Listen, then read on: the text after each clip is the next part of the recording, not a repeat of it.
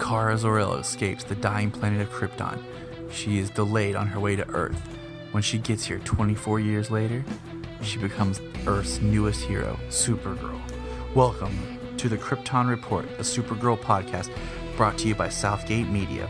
I am your host, Tyler Patrick, and you can find me at JTWhitePatrick on Twitter. So let's get started on what's going on today in the world of the Kryptonians. Welcome to the Kyrpton Report. Sorry it's been a while since our last episode, but summer is crazy and things happen. Today is a special episode. It's a quick review of the film Superman, Batman, Apocalypse, which has Supergirl in it, and I have a special guest. You may know him from Gotham, Before the Bat. You may know him from World's Finest, or the Flash Arrow Power Hour, or the other Marvel shows that he can tell you about. I have with you the Batman himself, Mr. Phil Parrish. Hey everyone, what's up? So we're going to talk about the 2010 movie, and if you're listening, you'll hear that my excited little pal, son Solomon, is in the background. He just watched the movie with me before the review, so he is excited. He just can't wait till he can actually talk so he can start podcasting with Daddy. But here we go. Phil, what is your overall thought of Batman, Superman, Apocalypse? Well, it's crazy. I mean, it's big, it's crazy. It introduced the Kryptonian, well, in the comics, it introduced the Kryptonian Supergirl back in the, main continuity, and get the whole Apocalypse and Darkseid. So it's a big scale. You get Paradise Island. I mean, the whole thing's nuts. I see this, for all those fans out there, this is the Supergirl story that I love the most. I love the straight Kara Zor-El, his cousin, this continuity right here. I love this version. I've read the comic. It's been a while. The Jeff Loeb comic that it's based off of. And I just thoroughly enjoy this version. Now, this movie I love because it brought, Supergirl back out. At the time that this was released, it was during the final season of Smallville, which, of course, had Supergirl return to take on, ironically, Smallville's version of Darkseid with Clark. So it was a big year for Supergirl and Darkseid. Yeah. Now, what I do like is that this film brings back the voice cast of some of the more iconic voices. Of course, Kevin Conroy, the true voice of Batman. Yeah. We have Susan Eisenberg as Wonder Woman, who everyone knows from Justice League and Justice League Unlimited, as well as a few other of the DC projects that they've had. And then Tim Daly, who did the voice of Superman during Superman, the animated. He didn't do the Justice League films or TV series, but he did the Superman animated series. So it's really awesome. I mean, they even brought back Ed Asner as Granny Goodness, which is one of the best and creepiest castings of all time. The first time I heard that voice, I guess it was during a Superman animated series. I was like, "Wait a minute, that chick sounds like Ed Asner." Wait a minute, it's Hudson from Gargoyles. What? But so we'll get into the movie in details. The film opens with Kara's ship crashing, and none other than Gotham, which I think is hilarious. Mm-hmm. And what's funny is she crawls out of her ship, unclothed, stumbles into Gotham, and just happens. Who does Supergirl meet for the first time? Dudes who want to cause trouble. And what does she have to do? She has to put them down. Exactly, Solomon. Exactly.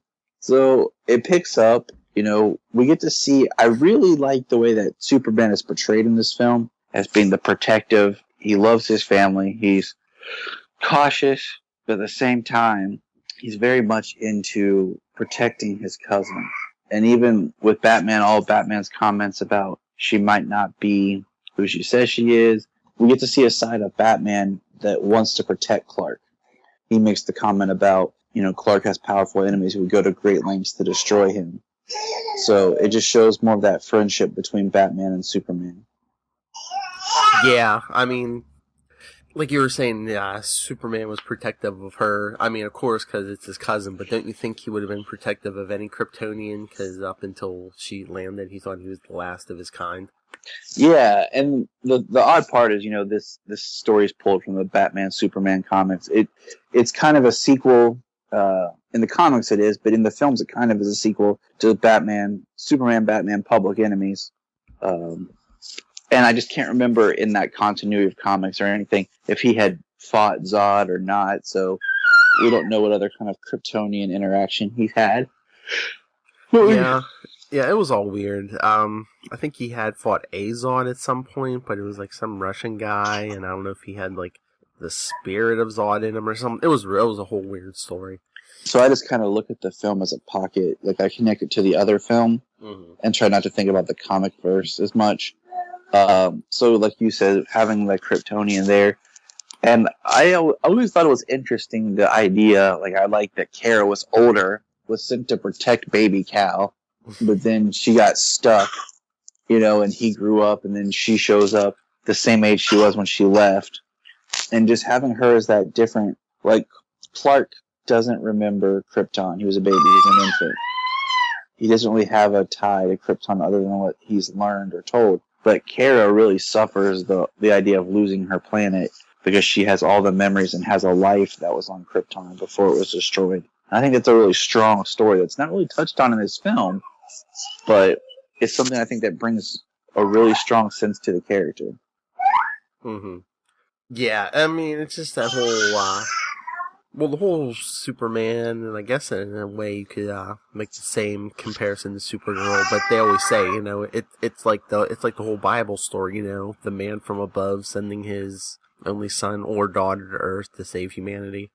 Exactly. And, one of my theories is, at first was, with the Supergirl series, was kind of, what if they told it in a way that didn't, reference her cousin?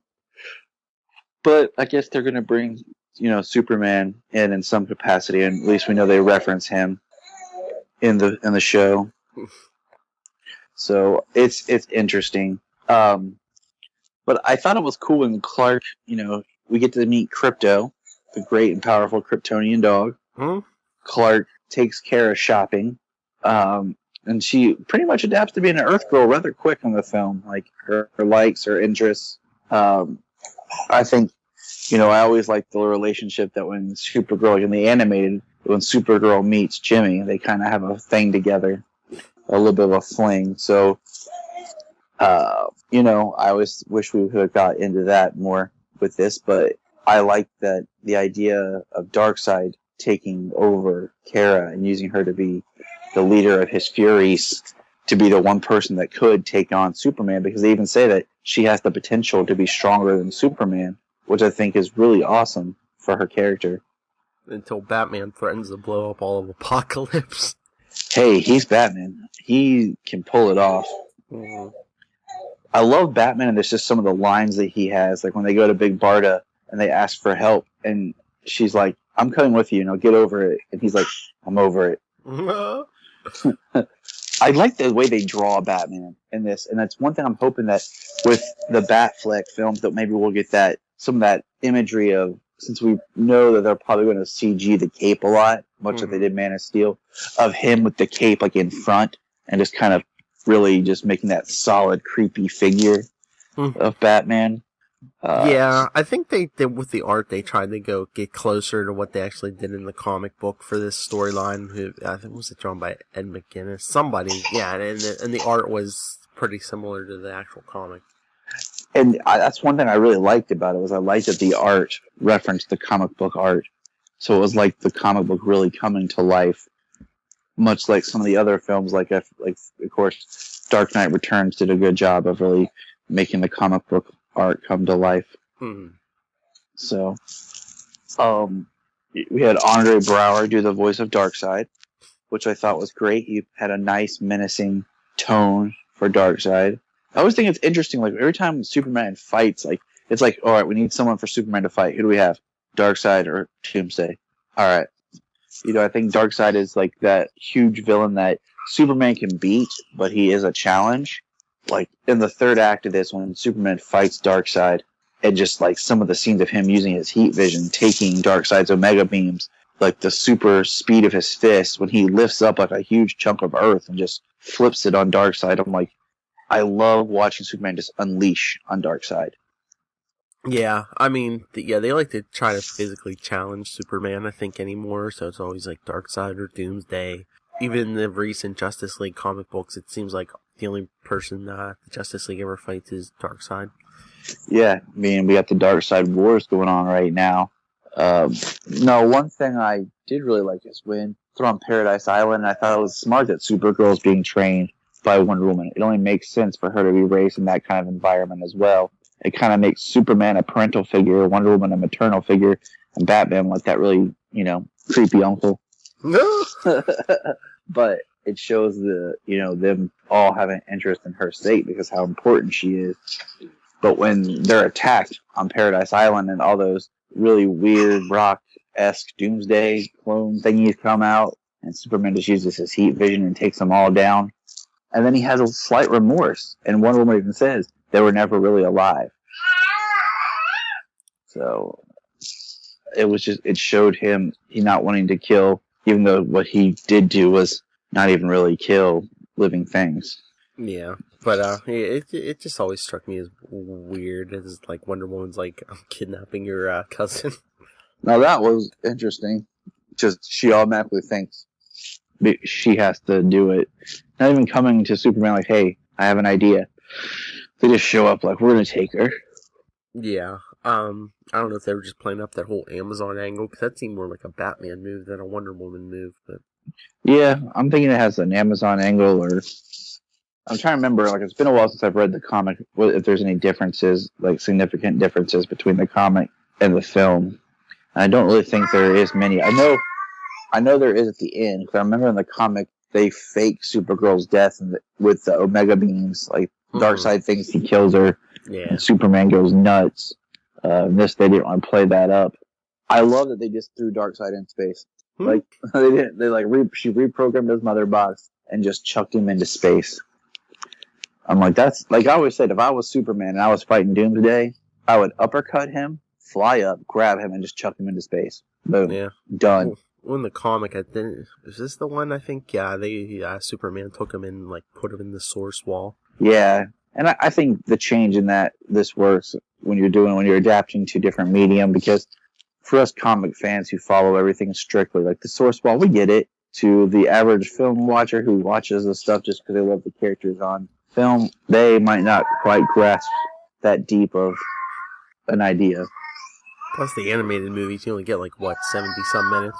Yeah. And I'm like, I think it used to be like it would vary, and then I have to go back and look at all of them, but now they're like to a straight 70, 76 minutes. I'm like, why not a good 90? Yeah. A good hour and a half solid animated film. Especially these days, I mean, when they're all rated PG-13, you're not going for, little kids anymore. Yeah, you're not holding little kids' interest, you're holding us. You know what, I mean, not to just go on a tangent about the DC animated films, I like, in a sense, that the newer ones, a lot of them are connected, but at the same time, I still like getting those one-offs, that were based off graphic novels. Yeah. Like this one, Public Enemies, New Frontier, stuff like that. Now they're adaptions of graphic novel ideas, but they're all connected. But we'll see how that goes forward now that things are changing, like always.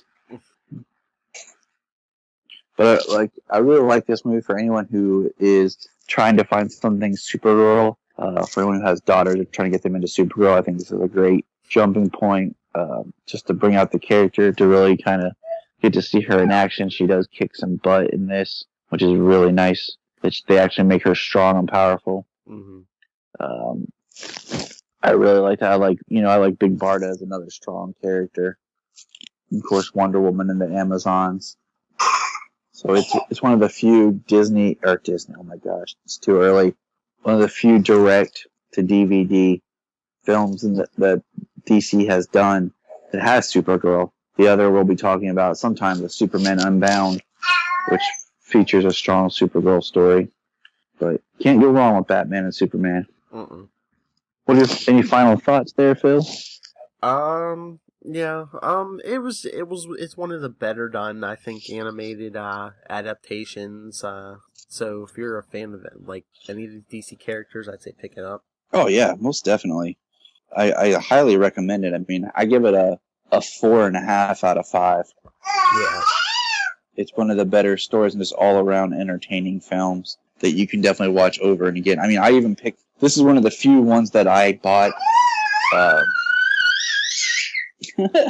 Solomon's getting excited. We're talking about Batman. He's wearing his Batman onesie. I bought this one at Walmart for I think like $9, but it was a package. It was Apocalypse and Public Enemies together because I couldn't find them on separate discs anymore. I was like, you know what, that was a good buy. So if anyone's at Walmart, just browse through the videos or Target. See if you can find the combo pack or whatever. Pick them up. They're definitely worth having in your collection to pull out and watch and enjoy. Oh yeah. What would you rate this one? I think I'd probably give it a solid 4. Okay. See? 4 from Phil, 4.5 from me. It's definitely worth checking out, So, anything you want to talk about, Phil, on this quick impromptu episode?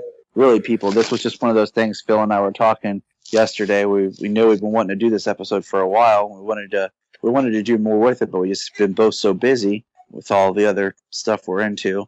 And we're like, all right, let's do it in the morning. So here we are. Yeah, no, I just wanted to remind people, if you like the interchange between me and Tyler, and why wouldn't you? You can hear us every week on Before the Bat, where we discuss all things Gotham with the lovely Miss Kelly. And coming up in the next week or so, the Flash Arrow Power Hour, where we talk all things Flash and Arrow with some other guy. Yeah, some other guy. And yeah. Also, as we joke now, we're going to have to change the show to the Flash Arrow Power Hour of tomorrow, because we're going to start talking about Legends of Tomorrow, getting into with that show coming and the ties. So it'll be fun. Oh, yeah. Well, as always, you can find us at Kyrpton Report Pod on Twitter. You can find me at JTY Patrick on Twitter. If you have any comments about the shows, ideas, anything, shoot us a message. We always listening for feedback. And where can we find you, Phil? You can find me on Twitter. I'm at Nightwing PDP. That's right, Nightwing, the character that needs his own TV show. That's right. And his own film. And you can find Solomon nowhere online. Just find him on my website. If you like his comments and his encouragement here for the pods, drop us a line. So stay tuned for the next episode. We're going to try to get a couple more out before the premiere of Supergirl. We got some great ideas. Just been really busy getting through the summer, and you'll be hearing from me again. So to all the Kryptonian fans. Oh wait, there's one more thing. The TV show Kyrpton. We have some news. Ready? There is no news. So from me, Tyler, and Phil, have a good one. Thank you for listening to the Kyrpton Report, the Supergirl podcast. Hit us up on Twitter at Kyrpton Report. Leave us a review on iTunes and let you know what you think, how the show can be better, your thoughts on Supergirl, and anything else you feel like chatting about. And I'll catch you next week.